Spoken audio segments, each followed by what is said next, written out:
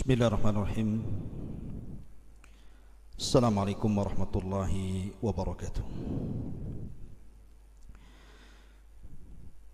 Bihamdillahi wassalatu wassalamu ala rasulillah wa ala alihi wa sahbihi wa mawalah wa la hawla wa la quwata illa billahi wa ba'du. Qala Allahu azza wa jal: Ya ayyuhalladzina amanu taqullaha haqqa tuqatih wa la tamutunna illa wa antum muslimun. Wa qala sallallahu alaihi wasallam: Man salaka tariqan yaltamisu fihi ilma sahhalallahu bihi tariqan ilal jannah. Amma ba'du, ma'asyiral muslimin yang dimuliakan Allah Subhanahu wa taala. Alhamdulillah, di malam hari ini tentunya dengan izin Allah Subhanahu wa taala kita kembali bisa duduk untuk bermajelis ilmu dari Masjid Pesantren Tahfidz Al-Quran dan Bahasa Arab Jabal Uhud Al-Islami di Ban, Batam. Salawat dan salam marilah kita haturkan kepada Rasul kita yang mulia, Nabi besar Muhammad sallallahu alaihi wa ala alihi wasallam. Pembahasan di malam hari ini kita akan mengkisahkan tentang awal mula terjadi lesbi dari kaum wanita. Kalau sejarah homoseksual itu mungkin sering Anda dengar, tetapi mungkin kebalikannya dari kaum wanita. Kapan terjadi perbuatan yang dianggap fahisyah, dianggap sangat buruk sekali,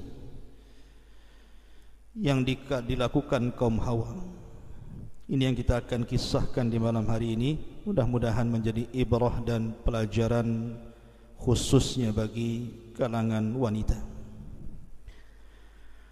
Ma'asyiral muslimin yang dimuliakan Allah Subhanahu wa taala. Kisah ini masih berkaitan dengan kisah kaum Lut alaihi salatu wassalam ketika berdakwah di negeri Sodom. Al-Imam Ishaq ibn Bishr dan juga Al-Imam Ibnu Asakir meriwayatkan dari Abdullah ibn Abbas radhiyallahu anhuma. Jadi kaum Sodom itu diberikan oleh Allah Subhanahu wa taala berbagai macam nikmat, terutama dari hasil tumbuh-tumbuhan, biji-bijian, buah-buahan. Itulah secara global penghasilan orang-orang Sodom. Sampai pada waktunya Allah Subhanahu wa taala kemudian tahan hujan, sehingga kemudian terjadi qahd, terjadi paceklik yang berkepanjangan. Karena paceklik yang berkepanjangan inilah, maka akhirnya kemudian banyak tanaman-tanaman yang mati, banyak buah-buahan yang tidak berbuah, dan begitu juga biji-bijian, sehingga lambat laun mereka mengalami kelaparan. Sehingga yang tadinya kaum Sodom ini bisa memenuhi hajat bukan hanya satu negeri Sodom, tetapi negeri-negeri tetangganya, itu juga merasakan nikmatnya karunia Allah yang Allah anugerahkan ke negeri Sodom. Tapi setelah terjadi paceklik untuk negeri Sodom sendiri, kekurangan, terutama di daerah-daerah luar, sehingga mereka terkadang masih didatangi orang-orang yang di luar negeri Sodom untuk mencari makanan, terutama buah-buahan dan biji-bijian.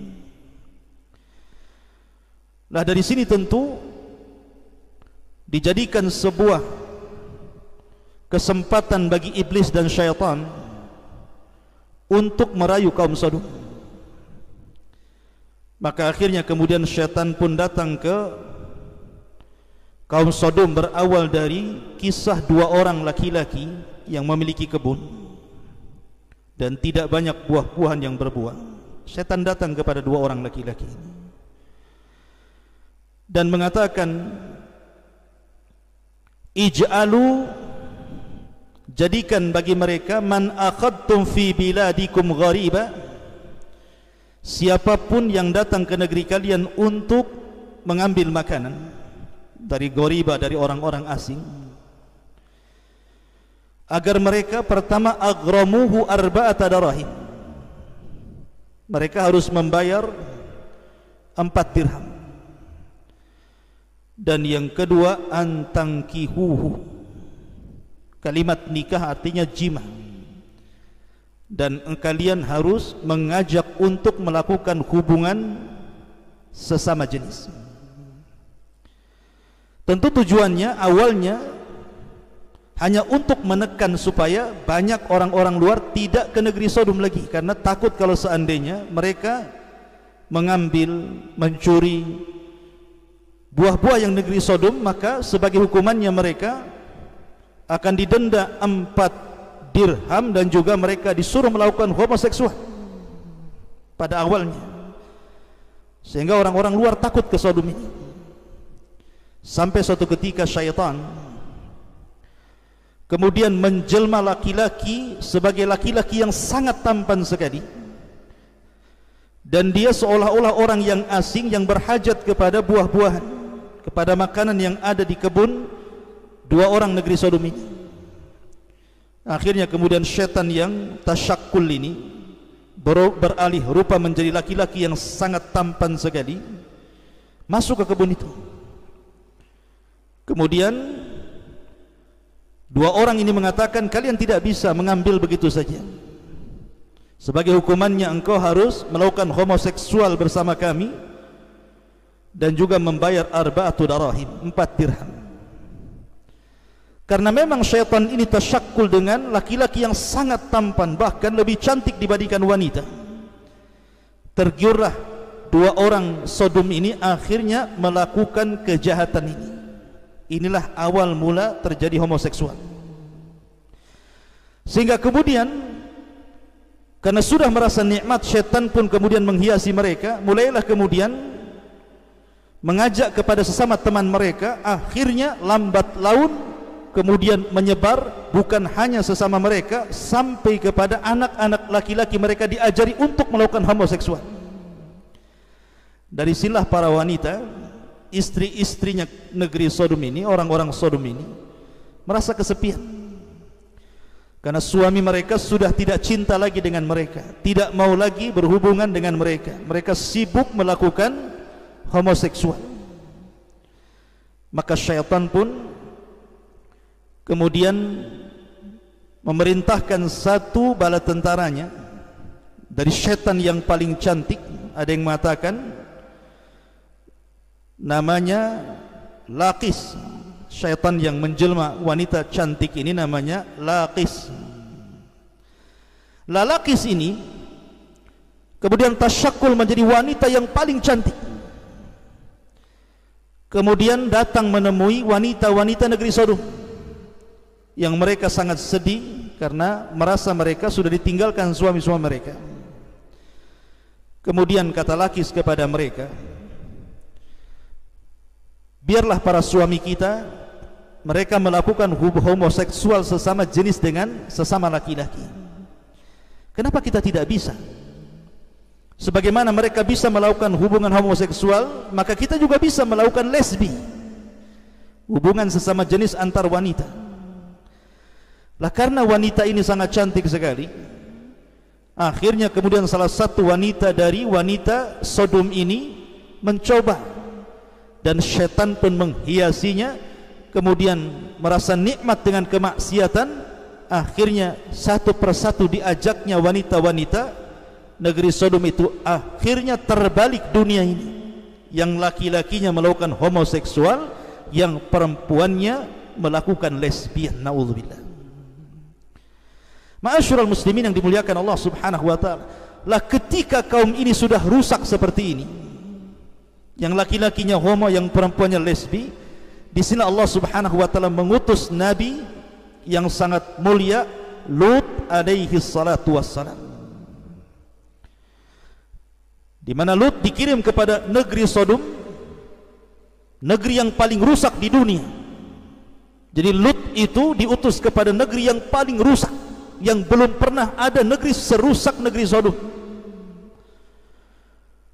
Makanya di dalam Al-Quranul Karim Allah mengatakan, walutan idh qala liqaumihi atatuna al-fahishata ma sabaqakum biha min ahadin minal alamin. Dan ingatlah ketika Lut berkata kepada kaumnya, kenapa kalian melakukan fahisha? Artinya fahisha itu masuk kepada homoseksual ataupun lesbian, itu disebut fahisha dalam Quran.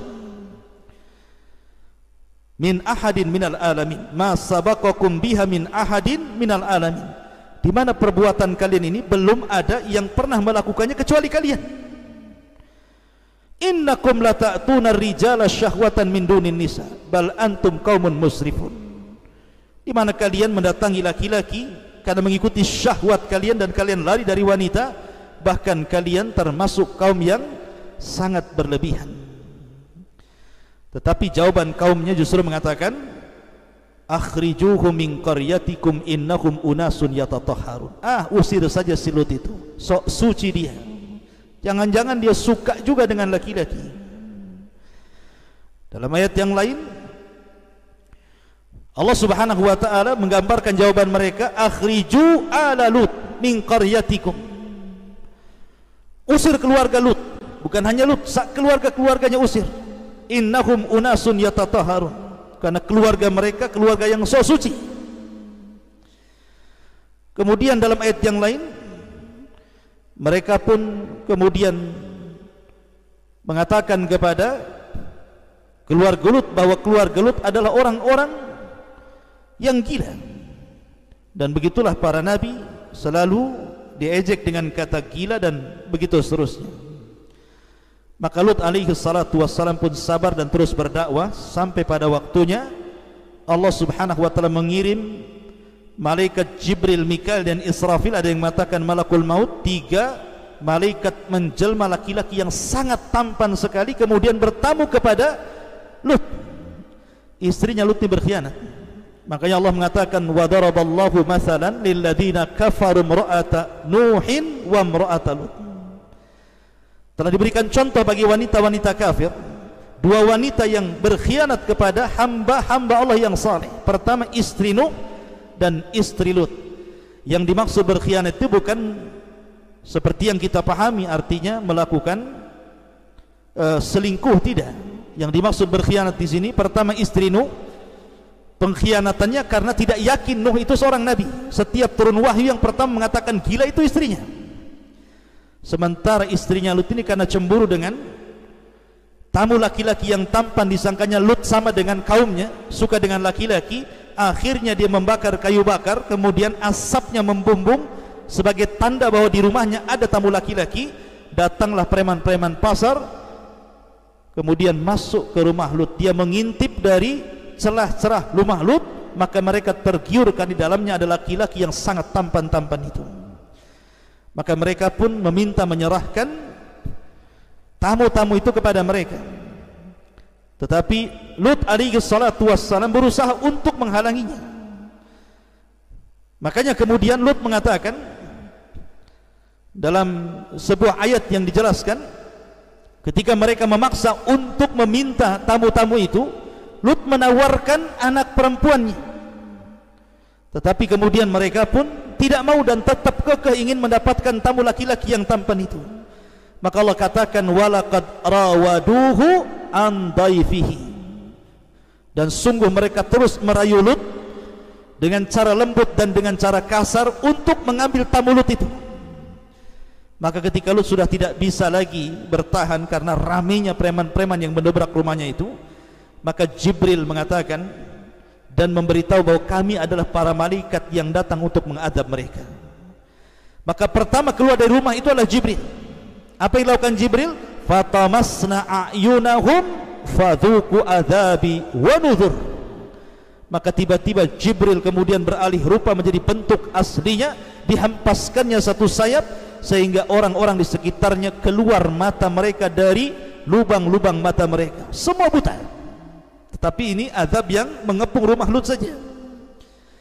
Kemudian Jibril pun mengatakan kepada Nabi Lut dan juga keluarganya agar meninggalkan rumahnya sebelum subuh, karena azab akan ditimpakan kepada kaumnya. Maka Lut pun mengambil dua anaknya dan juga mengajak istrinya, tetapi ada satu kalimat yang tidak diberitahu istrinya.